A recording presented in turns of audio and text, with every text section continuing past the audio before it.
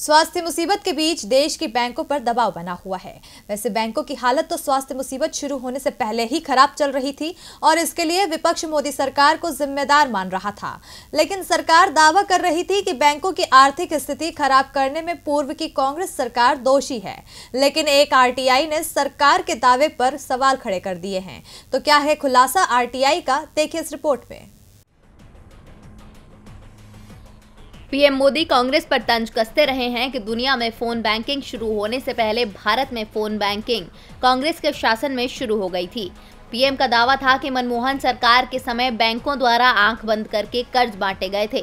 PM Modi अपने तंज में दावा करते थे कि कांग्रेस के नेता बैंक अधिकारियों को फोन करते थे और बैंक न चाहते हुए भी ऐसे लोगों को कर्ज दे देते थे जो वापस न लौट पाए, जिससे ये कर्ज बाद में एनपीए हो जाता था।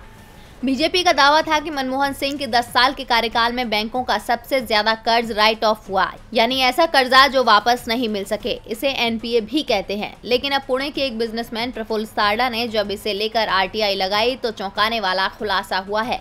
आरटीआई के जवाब में बताया गया है कि यूपीए के 10 साल के कार्यकाल में लगभग 2.25 लाख करोड़ का लोन राइट ऑफ हुआ था, मगर 5 साल से भी कम वक्त में एनडीए सरकार में ये आंकड़ा करीब 350% की बढ़ोतरी के साथ लगभग 8 लाख करोड़ पर पहुंच गया। यूपीए राज में 2004 से 2014 तक जितना लोन राइट ऑफ हुआ उसका 3 गुना से ज्यादा मोदी सरकार के 2015 से 2019 के कार्यकाल में हो गया।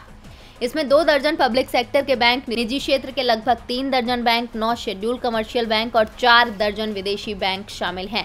हालांकि भाजपा शासनकाल में राइट ऑफ हुए लोन से 5 साल में कुछ 82,571 करोड़ की रिकवरी भी हुई है, जो करीब 12% बैठता है।